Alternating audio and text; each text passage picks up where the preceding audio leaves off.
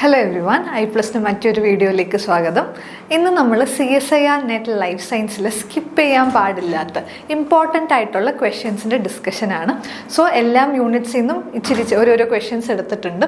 So ഇതിനകത്ത് ഈ ഒരു വീഡിയോയ്ക്കകത്ത് നമ്മൾ 10 ക്വസ്റ്റ്യൻസ് ആണ് ഡിസ്കസ് ചെയ്യാൻ പോകുന്നത്. ഫസ്റ്റ് ക്വസ്റ്റ്യനിലോട്ട് നമുക്ക് പോവാം. So first question എന്ന് പറയുന്നത് table below shows types of chemical mutagens and names of the mutagens. Which one of the following options shows the correct match between column X and column Y? So എന്താ പറഞ്ഞേക്കുന്നതെന്ന് വെച്ചാൽ column എക്സിനകത്ത് types of chemical mutagens തന്നിട്ടുണ്ട്. So എങ്ങനെയാണ് ഈ mutagens work ചെയ്യുന്നതെന്നനുസരിച്ചിട്ട് നമുക്കതിനെ class ആയിട്ട് categorise ചെയ്യാം. So base analogues, intercalating agents, deaminating agents, alkylating agents, ഇതൊക്കെ different classes of chemical mutagens ആണ്. സോ അതിൻ്റെ എക്സാമ്പിൾസ് ആണ് കോളം വൈനകത്തുള്ളത്. Nitrous acid, ethyl methyl sulphonate, ethidium bromide and five bromouracil. So ഇതിനെ കറക്റ്റായിട്ട് മാച്ച് ചെയ്യാനാണ് ഈ ക്വസ്റ്റ്യനിൽ ചോദിച്ചേക്കുന്നത്. സോ ആദ്യത്തേത് എന്താണ്? Base analogues. സോ ബേസ് അനലോഗ്സിൻ്റെ എക്സാമ്പിൾ എന്ന് പറയുന്നത് 5-ബ്രോമോയുറാസിലാണ്. സോ ഈ ഒരു കോളത്തിനകത്ത് ബേസ് അനലോഗ് എന്ന് പറയുന്നത് 5-ബ്രോമോയുറാസിലാണ്. 5-ബ്രോമോയുറാസിൽ ഏത് ബേസിൻ്റെ അനലോഗാണ്? ഏത് ബേസിനെയാണ് അവർ മിമിക് ചെയ്യുന്നതെന്ന് ചോദിച്ചാൽ തൈമിനെയാണ് അവർ മിമിക് ചെയ്യുന്നത്. സോ തൈമിനെ മിമിക് ചെയ്തിട്ട് ബ്രോമോയുറാസിൽ അഡെനിനുമായിട്ട് ബോണ്ട് ഫോം ചെയ്യും. പക്ഷേ ഇവർ ഒരു ഈനോളിലേക്ക് ഒരു ടോട്ടോമെറിക് ഷിഫ്റ്റ് കാണിക്കുന്നുണ്ട്. സോ അങ്ങനെ അവർ ഷിഫ്റ്റ് ഈനോൾ ഫോമിലോട്ട് പോകുമ്പോഴത്തേക്കും, കീറ്റോയിൽ നിന്ന് ഈനോൾ ഫോമിലോട്ട് പോകുമ്പോഴത്തേക്കും അവർ ഗ്വാനിനുമായിട്ട് ബോണ്ട് ഫോം ചെയ്യുന്നുണ്ട്. സോ ഇങ്ങനത്തെ ഒരു ഡിഫറൻസ് ഫോം വരുമ്പോഴാണ് A to G ട്രാൻസിഷൻ അവിടെ വരുന്നത്. സോ അങ്ങനെ A to G transition mutations ഒക്കെ ഇങ്ങനെയാണ് കോസ് ചെയ്യുന്നത്. സോ ബേസ് അനലോഗ് ഇതിനകത്ത് ഏതാണ്? 5-ബ്രോമോയുറാസിലാണ്. സോ 5-ബ്രോമോയുറാസിൽ തൈമിൻ്റെ ഒരു ബേസ് അനലോഗാണ്. അത് അഡെനിനുമായിട്ടാണ് പാര് ചെയ്യുന്നത് തൈമിനെ പോലെ. പക്ഷെ അതിൻ്റെ ഈനോൾ ഫോമിൽ ടോട്ടോമെറിക് ഷിഫ്റ്റ് വരുവാണെങ്കിൽ അത് ഗ്വാനിനുമായിട്ട് ബേസ് പാരിങ് ഫോം ചെയ്യും. അതാകുമ്പം A to G ട്രാൻസിഷൻ അവിടെ വന്നു കഴിഞ്ഞു. Okay, so purine to purine അല്ലെങ്കിൽ പിരിമിഡിൻ ടു പിരിമിഡിൻ കൺവേർഷനെയാണ് നമ്മൾ ട്രാൻസിഷൻ എന്ന് വിളിക്കുന്നത്. സോ ഇതാണ് ബേസ് അനലോഗിൻ്റെ എക്സാമ്പിൾ ആണ് 5-ബ്രോമോയുറാസിൽ. So ഓപ്ഷനകത്ത് A4. സോ ആകെ 4 ഉള്ളത് ഓപ്ഷൻ 1 മാത്രമാണ്. സോ അപ്പോൾ നമുക്ക് ബേസ് അനലോഗിനെ കുറിച്ചുള്ള നോളേജ് ഉണ്ടായിരുന്നെങ്കിൽ ഈ ഒരു ക്വസ്റ്റ്യൻ ഈസിലി സോൾവ് ചെയ്യാൻ പറ്റിയേനെ. സോ കറക്റ്റ് ആൻസർ എന്ന് പറയുന്നത് 1 ആണ്. എന്നാലും നമുക്ക് ബാക്കി ഓപ്ഷൻസ് നോക്കാം. So intercalating agents. So intercalating agents എന്ന് പറയുമ്പം ഈ കെമിക്കൽസ് എന്താ ചെയ്യുന്നതെന്ന് വെച്ചാൽ ബേസിൻ്റെ ഇടയ്ക്ക് പോയി അവർ ഇൻകോർപ്പറേറ്റഡ് ആകും. സോ അങ്ങനത്തെ ഇതിനകത്ത് ഏത് എക്സാമ്പിൾ എന്ന് വെച്ചാൽ എത്തീഡിയം ബ്രോമൈഡ് ആണ് ഇതിൻ്റെ intercalating agent. So B is 3. So ethidium bromide നമുക്കറിയാം, നമ്മൾ ജെൽ ഇലക്ട്രോഫോറസിസിനകത്തൊക്കെ ബാൻഡ്സ് വിഷ്വലൈസ് ചെയ്യാൻ യൂസ് ചെയ്യുന്ന തരം ഡൈ ആണ്. സോ അത് ബേസിക്കലി നമ്മൾ പറഞ്ഞിട്ടുണ്ട്, നമ്മളത് യൂസ് ചെയ്യുമ്പോൾ ഹാൻഡിൽ ചെയ്യുമ്പം കെയർഫുൾ ആയിട്ടിരിക്കണം, ഗ്ലൗസ് ഒക്കെ ഇടണം എന്നൊക്കെ പറഞ്ഞിട്ടുണ്ട്. ബിക്കോസ് അതൊരു കാർസിനോജൻ ആണ്. എങ്ങനത്തെ മ്യൂട്ടേഷൻസ് ആണെന്ന് വെച്ചാൽ അവർ ഇന്റർകാലേറ്റിംഗ് ഏജൻസ് ആണ്. ഫ്രെയിം ഷിഫ്റ്റ് മ്യൂട്ടേഷനൊക്കെ അവർ കോസ് ചെയ്യുന്നുണ്ട്. പിന്നെയുള്ളത് ഡീഅമിനേറ്റിംഗ് ഏജൻസ്. സോ അതിൻ്റെ എക്സാമ്പിളാണ് നൈട്രസ് ആസിഡ്. പിന്നെ ആൽക്കലേറ്റിംഗ് ഏജൻസിൻ്റെ എക്സാമ്പിളാണ് ഇഥൈൽ മിഥൈൽ സൾഫോണേറ്റ് എന്ന് പറയുന്നത്. സോ അതിൻ്റെ റൈറ്റ് ആൻസർ എന്ന് പറയുന്നത് 1 ആണ്. സോ എല്ലാ ക്ലാസ്സിൻ്റെയും ചെറിയതായിട്ട് നമുക്ക് ഡീറ്റെയിൽസ് ഒന്ന് ഈ ഒരു ടേബിളിനകത്ത് നോക്കാം. സോ ആൽക്കൈലേറ്റിംഗ് ഏജൻസിനകത്ത് ഇതൊക്കെയാണ് എക്സാമ്പിൾസ് ആയിട്ട് വരുന്നത്. സോ ഈ ഒരു EMS, MMS, EES എന്നൊക്കെ നമ്മൾ കാണുവാണെങ്കിൽ അത് ആൽക്കൈലേറ്റിംഗ് ഏജൻസ് ആണെന്ന് ഓർത്ത് വെക്കുക. പിന്നെ ഉള്ളത് base analogues. So base analogues നമ്മൾ പറഞ്ഞ പോലെ 5-ബ്രോമോയുറാസിൽ ആണ് ഇമ്പോർട്ടൻ്റ് ആയിട്ടുള്ള ബേസ് അനലോഗ് ഇവിടെ ഓർത്ത് വെക്കാനുള്ളത്. സോ ഇവർ നമ്മൾ നേരത്തെ പറഞ്ഞ പോലെ തന്നെ ട്രാൻസിഷൻ മ്യൂട്ടേഷൻ എങ്ങനെയാണ് കോസ് ചെയ്യുന്നതെന്ന് നമ്മൾ നേരത്തെ പറഞ്ഞു. പിന്നെ ഉള്ളത് ഇന്റർകാലേറ്റിംഗ് ഏജൻസ്. സോ ഇന്റർകാലേറ്റിംഗ് ഏജൻസ് ബേസസിൻ്റെ ഇടയ്ക്കാണ് ഇൻകോർപ്പറേറ്റഡ് ആവുന്നത്. അതുകൊണ്ട് തന്നെ ഇവർ ഫ്രെയിം ഷിഫ്റ്റ് പോലത്തെ മ്യൂട്ടേഷൻസിന് കാരണമാകുന്നുണ്ട്. സോ അതിൻ്റെ എക്സാമ്പിൾസ് ആണ് പലതരം ഡൈസ് ഒക്കെ ഇതിൻ്റെ എക്സാമ്പിൾ ആവുന്നുണ്ട്. എത്തീഡിയം ബ്രോമൈഡ്, ആക്രിഡിൻ ഓറഞ്ച്, പ്രൊഫ്ലാവിൻ, ആക്രിഫ്ലാവിൻ, ഇതൊക്കെയാണ് ഇന്റർകാലേറ്റിംഗ് ഏജൻസിൻ്റെ എക്സാമ്പിൾസ്. പിന്നെ ഉള്ളത് ഡീഅമൈനേറ്റിംഗ് ഏജൻസ്. സോ ഡീഅമൈനേറ്റിംഗ് ഏജൻസ് എന്ന് പറയുമ്പോൾ അമൈനോ ഗ്രൂപ്പിനെ റിമൂവ് ചെയ്യും ബേസിസിൽ നിന്ന്. അപ്പോൾ അത് ട്രാൻസിഷൻ മ്യൂട്ടേഷനിലോട്ട് കാരണമാകും. സോ ഇങ്ങനത്തെ ഈ അഡിനിനെ ഡീഅമിനേറ്റ് ചെയ്താൽ എന്താകും എന്നുള്ള ചോദ്യങ്ങളും വരാറുണ്ട് ബി സെക്ഷനിൽ. സോ അഡിനിൻ ഹൈപ്പോസാന്തിൻ ആവും, സൈറ്റോസിൻ യുറാസിലാവും, ഗ്വാനിൻ സാന്തിൻ ആവും. അതുകൊണ്ട് തന്നെ അവിടെ ട്രാൻസിഷൻ മ്യൂട്ടേഷൻസ് ആണ് അവിടെയും വരുന്നത്. ഡീഅമൈനേറ്റിംഗ് ഏജൻസിന് example nitrous acid, sodium bisulphate, nitrates ഇതൊക്കെയാണ് ഡീഅമൈനേറ്റിംഗ് ഏജൻസിൻ്റെ എക്സാമ്പിൾ. സോ ഇത് ഓർത്ത് വെക്കുക. സോ നമ്മളുടെ ഫസ്റ്റ് ക്വസ്റ്റ്യൻ്റെ ആൻസർ എന്ന് പറയുന്നത് ഓപ്ഷൻ 1 ആണ്. സോ ഇങ്ങനത്തെ ക്വസ്റ്റ്യൻസ് വരാറുണ്ട്. സോ ഈ ഒരു ചോദ്യത്തിനകത്ത് നമുക്ക് ബേസ് അനലോഗ് 5-ബ്രോമോ യുറാസില എന്ന് ഓർത്ത് വെച്ചാൽ തന്നെ ഈസിലി സ്കോർ ചെയ്യാൻ പറ്റുന്ന ഒരു ക്വസ്റ്റ്യൻ ആയിരുന്നു. സോ നമുക്ക് നെക്സ്റ്റ് ക്വസ്റ്റ്യൻ നോക്കാം. So when 8-celled embryo of tunicates, it's separated into 4 blastomere pairs and allowed to grow independently in culture medium, and then each blastomere pair can form most of the cell types. However, cells from nervous system are not developed. The following statements are formed. A. Nervous system development demonstrates autonomic specification. B. The other tissue types are formed due to conditional specification. C. All the tissue types except nervous system that develop demonstrate autonomous specification. D. Nervous system developed demonstrated conditional specification. So ഇവിടെ ഇതൊരു development ബയോളജിയിലെ question ആണ്. Basically autonomous സ്പെസിഫിക്കേഷനോ conditional സ്പെസിഫിക്കേഷൻ്റെ concept അറിഞ്ഞു കഴിഞ്ഞാൽ സിമ്പിളായിട്ട് solve ചെയ്യാൻ പറ്റുന്ന question ആണിത്. So നമുക്ക് എന്താണ് ഈ ഓട്ടോണമസ് ആൻഡ് കണ്ടീഷണൽ സ്പെസിഫിക്കേഷൻ എന്ന് ബ്രീഫായിട്ട് നോക്കാം. സോ ഓട്ടോണമസ് സ്പെസിഫിക്കേഷൻ എന്ന് പറയുമ്പം ഒരു സെല്ലിൻ്റെ ഫേറ്റ് അവരിലുള്ള ഈ ഒരു സൈറ്റോപ്ലാസ്മിക് ഡിറ്റർമിനൻസ് ആണ് തീരുമാനിക്കുന്നത്. Like mRNA and protein. അതാണ് ഓട്ടോണമസ് സ്പെസിഫിക്കേഷൻ. ലെറ്റ്സ് ഇതാണ് നമ്മളുടെ ഒരു സെല്ല്. അതൊരു എൻവയോൺമെൻറ്റ് 1-നകത്താണ് ഇരിക്കുന്നതെന്ന് നോക്കാം. സോ അതേ സെല്ലിന് നമ്മൾ എൻവയോൺമെൻറ്റ് 2-നകത്ത് ഇട്ടു. സോ ഇതിൻ്റെ ഫേറ്റ്സ് എങ്ങനെയായിരിക്കും? ഇവിടെ ഇതിൻ്റെ ഫേറ്റ് എ എന്ന് പറയുന്ന ഫേറ്റ് ആണെങ്കിൽ ഈ എൻവയോൺമെൻറ്റ് 2-നകത്തും ഇവരുടെ ഫേറ്റ് എ തന്നെ ആയിരിക്കും. അതാണ് ഓട്ടോണോമസ് സ്പെസിഫിക്കേഷൻ എന്ന് പറയുന്നത്. ബിക്കോസ് ഇവരുടെ ഫേറ്റ് ഡിറ്റർമൈൻ ചെയ്യുന്നത് ഈ സെല്ലിനകത്തുള്ള mRNAയും പ്രോട്ടീൻസും ഒക്കെയാണ് ഈ ഫേറ്റ് ഡിറ്റർമൈൻ ചെയ്യുന്നത്. അതുകൊണ്ട് തന്നെ രണ്ട് എൻവയോൺമെൻറ്റ്, സോ ഇവിടെ എൻവയോൺമെൻറ്റ് എന്ന് പറയുന്നത് ബാക്കി സെൽസ് ഒക്കെ റിലീസ് ചെയ്യുന്ന മോളിക്യൂൾസ് ഒക്കെ ആവാം. സോ ഡിഫറെൻറ്റ് എൻവയോൺമെൻറ്റിനകത്തും സെയിം ഫേറ്റ് ആണ് ഇവർ വരുന്നത്. സോ അതാണ് ഓട്ടോണോമസ് സ്പെസിഫിക്കേഷൻ. അതേസമയം കണ്ടീഷണൽ സ്പെസിഫിക്കേഷൻ എന്ന് പറയുമ്പോൾ fate of the blastomeres is influenced by the interaction with the other cells. So environment ഇവിടെ ഒരു മേജർ റോൾ പ്ലേ ചെയ്യുന്നുണ്ട്. അപ്പോൾ കണ്ടീഷണൽ സ്പെസിഫിക്കേഷൻ്റെ സെല്ലാണെന്ന് വെച്ചു. സോ ഇതൊരു എൻവയോൺമെൻറ്റ് 1 ആണ്. ഇത് എൻവയോൺമെൻറ്റ് 2 ആണെങ്കിൽ ഇവിടെ ഇതിൻ്റെ ഫേറ്റ് എ ആണെങ്കിൽ ഇവിടെ ഇതിൻ്റെ ഫേറ്റ് ബി ആയിരിക്കും. ബിക്കോസ് സറൗണ്ടിങ് സെൽസ് എന്താണ് റിലീസ് ചെയ്യുന്നത് എന്നുള്ളത് ഇവർ മേജറായിട്ട് ഇൻഫ്ലുവൻസ് ചെയ്യുന്നുണ്ട്. സോ അതാണ് കണ്ടീഷണൽ സ്പെസിഫിക്കേഷൻ എന്ന് പറയുന്നത്. സോ ഇതാണ് ഇവിടുത്തെ മേജർ പോയിന്റ്. ഓട്ടോണോമസ് സ്പെസിഫിക്കേഷൻസ് അവരുടെ സൈറ്റോപ്ലാസ്മിക് ഡിറ്റർമിനൻസ് ആണ് ഇവരുടെ ഫേറ്റ് തീരുമാനിക്കുന്നത്. അതേസമയം കണ്ടീഷണൽ സ്പെസിഫിക്കേഷനകത്ത് ഇൻറ്ററാക്ഷൻ വിത്ത് അതർ സെൽസ് ആണ് ഇവരുടെ ഫേറ്റ് തീരുമാനിക്കുന്നത്. സോ ഈ ഒരു നോളേജ് വെച്ചിട്ട് നമുക്ക് ഈ ഒരു ക്വസ്റ്റ്യന് സോൾവ് ചെയ്യാൻ നോക്കാം. സോ ഇവിടെ എന്താ പറയുന്നതെന്ന് വെച്ചാൽ 8-celled ആയിട്ടുള്ള എംബ്രിയോനെ 4 ബ്ലാസ്റ്റോമിയസ് പെയർ ആയിട്ട് സെപ്പറേറ്റ് ചെയ്തു. അങ്ങനെ ചെയ്തപ്പോഴത്തേക്കും ഇൻഡിപെൻഡൻ്റ്ലി അവർ കൾച്ചർ മീഡിയയിൽ ഗ്രോ ചെയ്യാൻ അലോ ചെയ്തു. അപ്പം ബ്ലാസ്റ്റോമിയർ പെയർസ് എന്താ ചെയ്യുന്നതെന്ന് വെച്ചാൽ മോസ്റ്റ് ഓഫ് ദ സെൽ ടൈപ്സും അവിടെ ഫോം ചെയ്യുന്നുണ്ട്. എക്സെപ്റ്റ് നെർവസ് സിസ്റ്റം മാത്രം അവിടെ ഫോം ചെയ്യുന്നില്ല. So most of the cells form ചെയ്യുന്നുണ്ടെങ്കിൽ മോസ്റ്റ് ഓഫ് ദ സെൽസും എങ്ങനെയാണ്?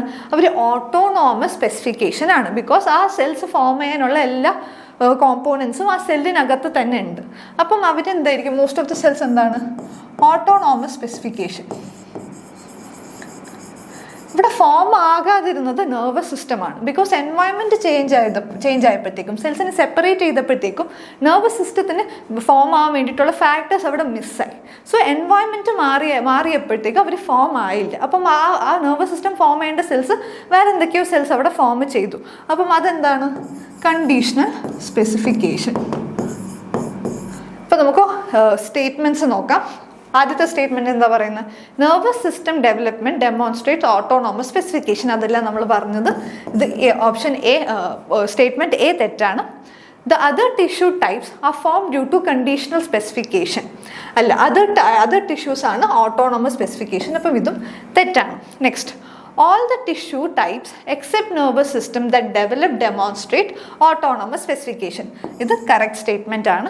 അതേപോലെ തന്നെ fourth, nervous system developed demonstrate conditional specification. അതാണ് നമ്മൾ പറഞ്ഞത്. നെർവസ് സിസ്റ്റം അവിടെ ഡെവലപ്പ് ആകാണ്ട് പോയി എൻവയോൺമെൻറ്റ് മാറിയപ്പോഴത്തേക്കും. സോ അത് കണ്ടീഷണൽ സ്പെസിഫിക്കേഷൻ ആണ്. സോ സി ആൻഡ് ഡി ഏതാണ്?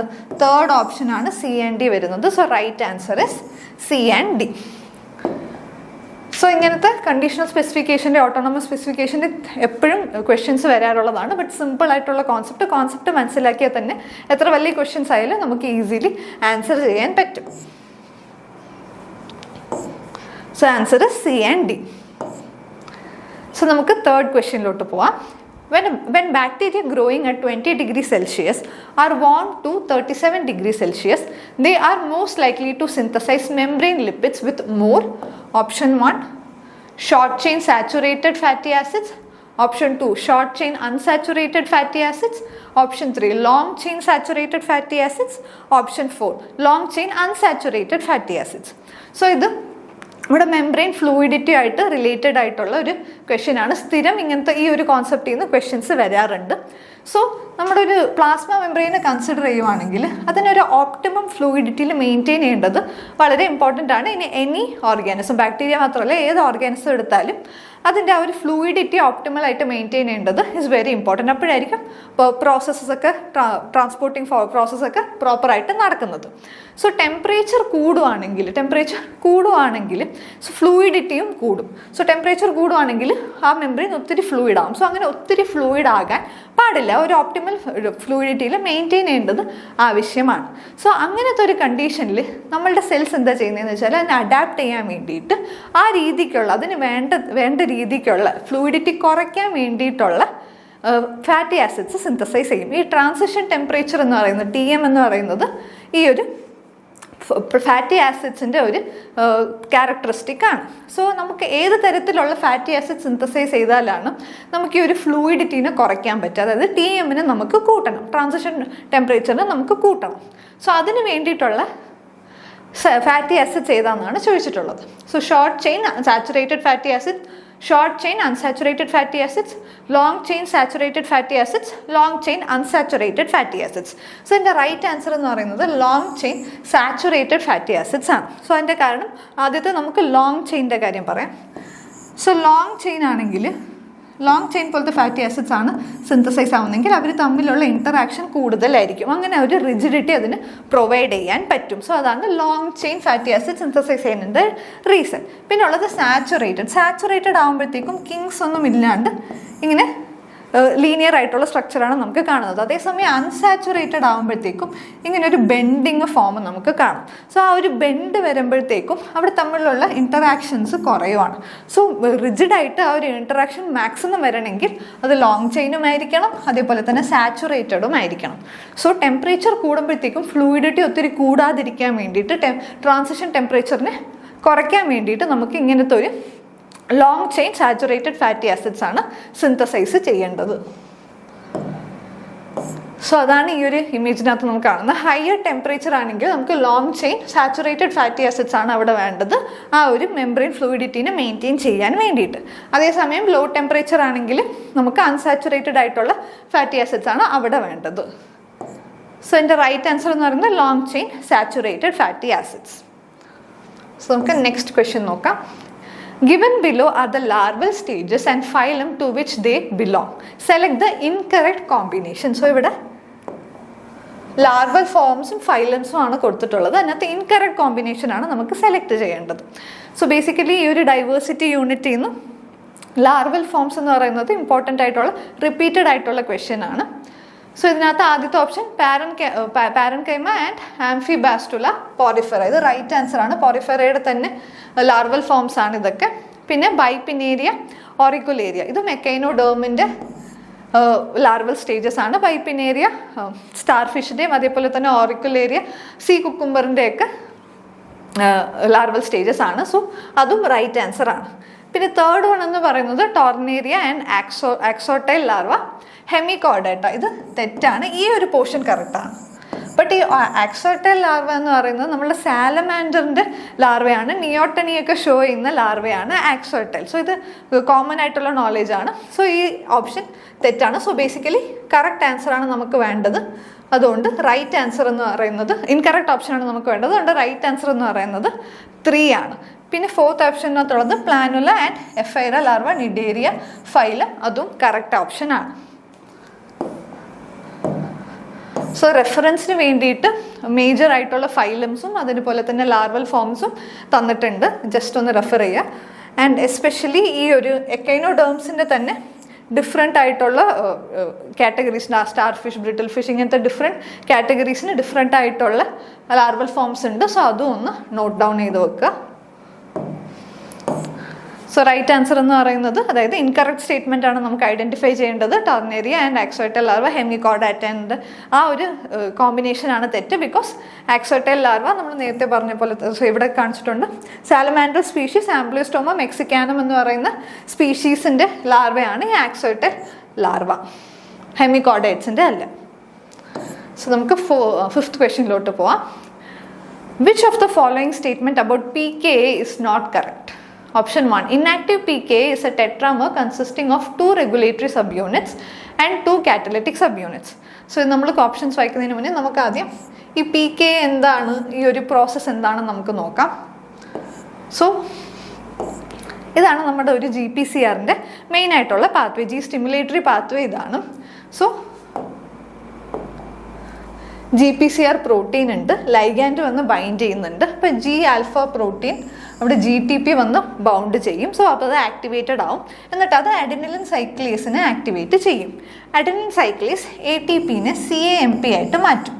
CAMP എന്താ ചെയ്യുന്നതെന്ന് വെച്ചാൽ പ്രോട്ടീൻ കൈനേസ്, ഇതാണ് നമ്മൾ പറഞ്ഞ PKA, പ്രോട്ടീൻ കൈനേസ് എനെ ആക്ടിവേറ്റ് ചെയ്യും. സോ എങ്ങനെയാണ് ഇത് പ്രോട്ടീൻ കൈനേസ് എനെ ആക്ടിവേറ്റ് ചെയ്യുന്നതെന്ന് വെച്ചാൽ, പ്രോട്ടീൻ കൈനേസ് എ ഇന്നാക്റ്റീവ് ഫോമിൽ ഒരു ഹെട്രോ ടെട്രോമർ ആയിട്ടാണ് ഇരിക്കുന്നത്. അതിന് 2 റെഗുലേറ്ററി സബ് യൂണിറ്റും 2 കാറ്റലിറ്റിക് സബ് യൂണിറ്റുമാണ് ഉള്ളത്. ഈ റെഗുലേറ്ററി സബ് യൂണിറ്റ് കാറ്റലിറ്റിക് സബ് യൂണിറ്റിനെ ഇന്നാക്ടിവേറ്റ് ചെയ്ത് വെച്ചേക്കുവാണ്. അപ്പം അഡെനിലിൻ സൈക്ലേസ് CAMP പ്രൊഡ്യൂസ് ചെയ്യുമ്പോഴത്തേക്കും ഈ CAMP പോയി റെഗുലേറ്ററി സബ് യൂണിറ്റിനെ ബൈൻഡ് ചെയ്യും. അങ്ങനെ ബൈൻഡ് ചെയ്യുമ്പോഴത്തേക്കും അത് കാറ്റലിറ്റിക് സബ് യൂണിറ്റായിട്ട് ഡിറ്റാച്ച് ആവും. എന്നിട്ട് ഇവിടെ നമുക്ക് ആക്റ്റീവായിട്ടുള്ള കാറ്റലിറ്റിക് സബ് യൂണിറ്റ് ഉണ്ട്.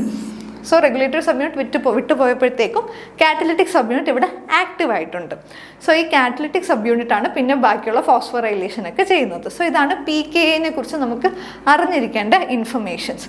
സോ ഇത് വെച്ചിട്ട് നമുക്ക് സ്റ്റേറ്റ്മെൻറ്റ്സ് ഒന്നൊന്നായിട്ട്, ഓപ്ഷൻസ് ഒന്നൊന്നായിട്ട് വായിക്കാം. സോ ആദ്യം എന്താണ് പറഞ്ഞിരിക്കുന്നത്, inactive PKA is a tetramer consisting of 2 regulatory subunits and 2 catalytic subunits. So കറക്റ്റാണ്, നമ്മൾ പറഞ്ഞ പോലെ തന്നെ 2 റെഗുലേറ്ററി സബ് യൂണിറ്റും 2 കാറ്റലിറ്റിക് സബ് യൂണിറ്റുമാണ് PKA-നുള്ളത്.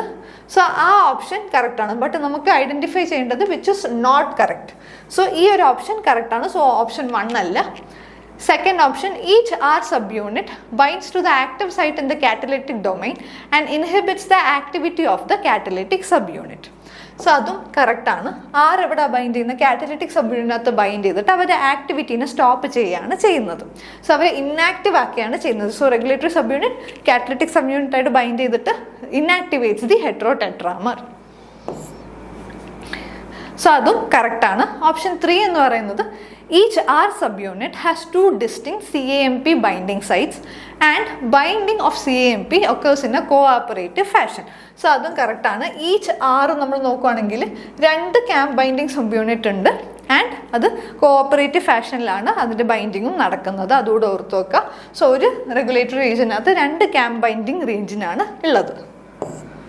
സോ അതും കറക്റ്റാണ്. 4ാമത്തെ ഓപ്ഷൻ എന്താണ്, binding of the CAMP to the R sub unit causes a conformational change resulting in binding to the site other than the catalytic site causing strengthening of the binding to the C subunit activating the kinase activity. So ഇതാണ് തെറ്റായ option എന്ന് പറയുന്നത്. So correct answer is 4. So basically ഇവിടെ എന്താ പറഞ്ഞേക്കുന്നതെന്ന് വെച്ചാൽ, ഈ ആറും സിയും കൂടെ ബൈൻഡ് ചെയ്യുമ്പോഴത്തേക്കും അവിടെ strengthening strengthening of the binding CMP bind ചെയ്യുമ്പോഴത്തേക്കും അവിടെ സ്ട്രെങ്തനിങ് ഓഫ് ദ ബൈൻഡിങ് എന്നാണ് പറഞ്ഞേക്കുന്നത്. തിരിച്ചാണ്. സോ CMP ആ സബ്യൂണിറ്റിനകത്ത് ബൈൻഡ് ചെയ്യുമ്പോഴത്തേക്കും കാറ്റലിറ്റിക് സബ്യൂണിറ്റായിട്ട് ഡിസോസിയേറ്റ് ചെയ്യുകയാണ് ചെയ്യുന്നത്. അങ്ങനെയാണ് C ആക്ടിവേറ്റഡ് ആവുന്നത്. സോ ഇവിടെ ഓപ്പോസിറ്റ് ആണ് പറഞ്ഞേക്കുന്നത്. അതുകൊണ്ട് ഓപ്ഷൻ 4 ആണ് റോങ്. അതുകൊണ്ട് 4 ആണ് ഇവിടുത്തെ റൈറ്റ് ആൻസർ. ബിക്കോസ് നമുക്ക് വിച്ച് ഇസ് നോട്ട് കറക്റ്റ് ആണ് ഐഡൻറ്റിഫൈ ചെയ്യേണ്ടത്. സോ ഓപ്ഷൻ 4 ആണ് ഇവിടുത്തെ correct answer. Next question, which one of the following modification does not lead to translation inhibition? So ഇതിനകത്ത് ഏത് മോഡിഫിക്കേഷൻ ആണ് ട്രാൻസ്ലേഷൻ ഇൻഹിബിഷനെ കോസ് ചെയ്യാത്തതെന്നാണ് പറഞ്ഞിരിക്കുന്നത്. സോ ഇവിടെ പ്രോകാരിയോട്സ് ആണോ യൂകാരിയോട്സ് ആണോ ഒന്നും സ്പെസിഫൈ ചെയ്തിട്ടില്ല. സോ ഇവിടെ രണ്ട് കോൺസെപ്റ്റ് മിക്സ് ചെയ്തിട്ടാണ് ഇവിടെ ചോദിച്ചിട്ടുള്ളത്. സോ നമുക്ക് നോക്കാം. Nucleotide, first option, nucleotide addition resulting in the stem loop structure in the mRNA upstream of Shine-Dalgarno sequence. So Shine-Dalgarno sequence-ന്റെ അപ്സ്ട്രീമിൽ ഒരു ലൂപ്പ് ഫോം ചെയ്താൽ ട്രാൻസ്ലേഷൻ ഇൻഹിബിഷൻ നടക്കൂ ഇല്ലയോ എന്നാണ് ചോദിച്ചിട്ടുള്ളത്. സോ Shine-Dalgarno സീക്വൻസ് ഒക്കെ ഇത് നമ്മുടെ പ്രോകാരിയോട്സിൻ്റെ കോൺസെപ്റ്റാണ്. സോ Shine-Dalgarno സീക്വൻസ് വളരെ ഇമ്പോർട്ടൻ്റ് ആണ് ട്രാൻസ്ലേഷൻ ഇനീഷ്യേഷന് വേണ്ടിയിട്ട്. ബട്ട് ഇവിടെ ചോദിച്ചിരിക്കുന്നത് RNA അപ്സ്ട്രീമാണ്. സോ അപ്സ്ട്രീം ഒരു RNA ലൂപ്പ് ഫോം ചെയ്തെന്ന് പറഞ്ഞിട്ട് അവിടെ ഒരു ട്രാൻസ്ലേഷൻ ഇൻഹിബിഷൻ നടക്കാൻ ചാൻസ് ഇല്ല. എന്നാൽ നമുക്ക് ബാക്കി ഓപ്ഷൻസും കൂടി നോക്കാം. Nucleotide addition resulting in the Shine-Dalgarno sequence being part of the stem loop structure in the mRNA. So Shine-Dalgarno sequence-നകത്താണ് ഈ ഒരു സ്റ്റെം ലൂപ്പ് സ്ട്രക്ചർ ഫോം ചെയ്യുന്നത്. അങ്ങനെയാണെങ്കിൽ എന്തായാലും ട്രാൻസ്ലേഷൻ ഇൻഹിബിഷൻ നടക്കും. സോ ഇതല്ല റൈറ്റ് ആൻസർ. ബിക്കോസ് നമുക്ക് കണ്ടുപിടിക്കുന്നത് does not lead to translation inhibition ആണ്. ബിക്കോസ് പ്രോകാരിയോട്സിനകത്ത് Shine-Dalgarno സീക്വൻസ് ഇനീഷ്യേഷന് വളരെ ഇമ്പോർട്ടൻ്റ് ആയിട്ടുള്ള സീക്വൻസ് ആണ്. അവിടെയാണ് നമ്മളുടെ 16S rRNA ഒക്കെ പെയർ ചെയ്തിട്ട് സ്മോൾ സബ് യൂണിറ്റ് ഒക്കെ ഫസ്റ്റ് ഒന്ന് അറ്റാച്ച് ചെയ്യുന്നത്. സോ അതുകൊണ്ട് തന്നെ എന്തായാലും Shine-Dalgarno സീക്വൻസിനകത്ത് ലൂപ്പ് ഫോം ചെയ്യുവാണെങ്കിൽ ആ ബേസ് പെയറിംഗ് പ്രോപ്പറായിട്ട് നടക്കത്തില്ല. അതുകൊണ്ട് തന്നെ ട്രാൻസ്ലേഷൻ ഇൻഹിബിഷൻ എന്തായാലും അവിടെ നടക്കും. സോ ഇത് രണ്ടും പ്രോകാരിയോട്സിൻ്റെ കേസിലാണ് നമ്മൾ പറഞ്ഞത്. പിന്നെ മൂന്നാമത്തെ option, expression of ELF2 mutant mimicking its phosphorylated state. So ELF2 നമുക്ക് ഈ ഒരു ഇമേജിനകത്ത് കാണാം. ELF2 ഫോസ്ഫോറൈലേറ്റഡ് ആണെങ്കിൽ അവിടെ ട്രാൻസ്ലേഷൻ നടക്കത്തില്ല. So when ELF2 is phosphorylated, translation is blocked. But ELF2 is not phosphorylated, translation occurs. ഇങ്ങനെയാണ് ഈ യൂക്കാരിയോട്ടിക് ഇനീഷ്യേഷൻ ഫാക്ടർ 2ൻ്റെ കാര്യം വർക്ക് ചെയ്യുന്നത്. സോ ഇത് യൂക്കാരിയോട്ടിക് ട്രാൻസ്ലേഷനിൽ നിന്നാണ് ഈ ഒരു ഓപ്ഷൻ വന്നിരിക്കുന്നത്. നാലാമത്തെ ഓപ്ഷൻ നോക്കാം. Mutation that leads to decrease in processivity of capping enzyme that leaves numerous mRNAs devoid of cap structure. So cap structure യൂക്കാരിയോട്സിനകത്താണ്. ക്യാപ് സ്ട്രക്ചർ യൂക്കാരിയോട്സിനകത്ത് വളരെ ഇമ്പോർട്ടൻ്റ് ആണ് ട്രാൻസ്ലേഷൻ ഇനീഷ്യേഷൻ. അതേപോലെ തന്നെ ഈ mRNA ന്യൂക്ലിയസിൽ നിന്ന് സൈറ്റോപ്ലാസത്തിനകത്ത് ട്രാൻസ്പോർട്ട് ചെയ്യാൻ വരെ ക്യാപ് പ്രോട്ടീൻസ് ആ ഒരു ക്യാപ് സ്ട്രക്ചർ ഇമ്പോർട്ടൻ്റ് ആണ്. സോ അതുകൊണ്ട് തന്നെ ക്യാപ് ഇല്ലെങ്കിലും ട്രാൻസ്ലേഷൻ ഇൻഹിബിഷൻ നടക്കാം. സോ ഇവിടുത്തെ റൈറ്റ് ആൻസർ എന്ന് പറയുന്നത് 1 ആണ്. Because stem loop structure Shine-Dalgarno സീക്വൻസിൻ്റെ അപ്സ്ട്രീം ആണെങ്കിൽ അത് ട്രാൻസ്ലേഷനെ ഇൻഹിബിറ്റ് ചെയ്യണം എന്നില്ല. സോ നമുക്ക് ആ Shine-Dalgarno സീക്വൻസിനെ ഒന്ന് നോക്കാം. സോ ഇത് പ്രോകാരിയോട്സിനകത്താണ് ഈ Shine-Dalgarno സീക്വൻസ് ഉള്ളത്.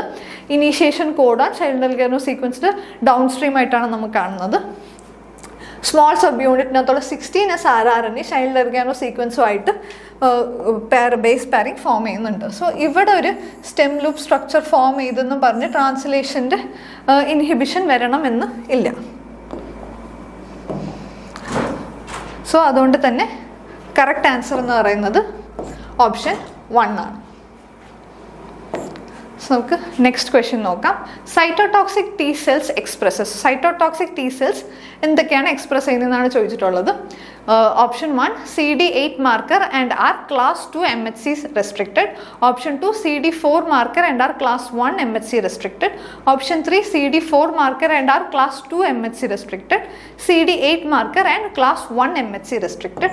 സോ നമ്മൾ നോക്കുവാണെങ്കിൽ ഇതാണ് നമ്മളുടെ സൈറ്റോടോക്സിക് ടി സെൽസ്. ഇതാണ് ടി ഹെൽപ്പർ സെൽസ്.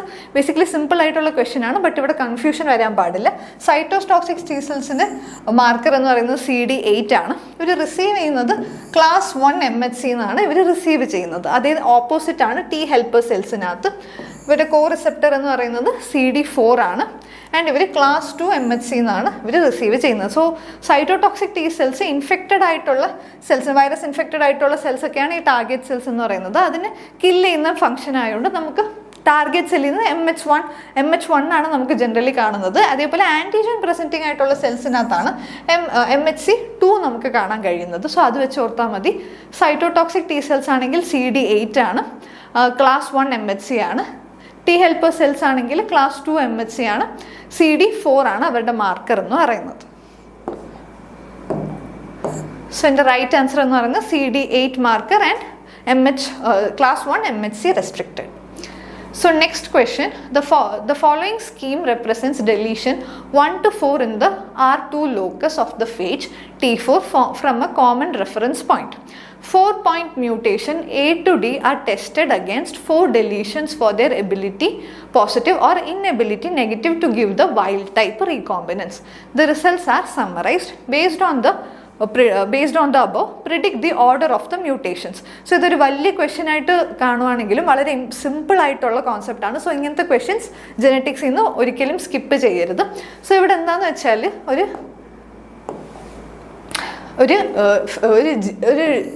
ഒരു ജീൻ ഉണ്ട്. സോ അതിൽ നിന്ന് ഡെലീഷൻസ് നടക്കുന്നുണ്ട്. സോ ഡെലീഷൻസ് വെച്ചിട്ട് നമുക്ക് ഈ ഒരു മ്യൂട്ടേഷൻസിൻ്റെ ഓർഡറാണ് കണ്ടുപിടിക്കാനുള്ളത്. സോ ആദ്യത്തെ ഡെലീഷൻ എന്ന് പറയുന്നത് ഒരു ചെറിയ ഡെലീഷനാണ്. സോ ഇവിടുന്ന് ഒരു സ്മോൾ സെഗ്മെൻറ്റ് ഡിലീറ്റഡ് ആണെന്ന് നോക്കുക. അതിൻ്റെ മ്യൂട്ടേഷൻസ് ഉണ്ടോ ഇല്ലയോ എന്നാണ് ഇവിടെ കാണിച്ചേക്കുന്നത്. സോ ഡെലീഷൻ 1-നകത്ത് ഈ ഒരു A പ്രസൻ്റ് ആണ്, B പ്രസൻ്റ് ആണ്, C പ്രസൻ്റ് ആണ്, Dയും പ്രസൻ്റ് ആണ്. അപ്പം ഇവിടെ നിന്ന് നമുക്ക് വേണ്ട ABCD എന്ന് പറയുന്ന ജീൻസ് ഒന്നും ഈ ഡെലീഷനിൽ പോയിട്ടില്ല. പിന്നുള്ളത് ഡെലീഷൻ 2 ഇച്ചിരിയുടെ ലോങ്കർ ആണ്. സോ ഇച്ചിരിയുടെ ലോങ്കർ ആയിട്ടുള്ള ഡെലീഷൻ 2-നകത്ത് A ഉണ്ട്, B ഉണ്ട്, C ഉണ്ട്, പക്ഷേ D ഇല്ല.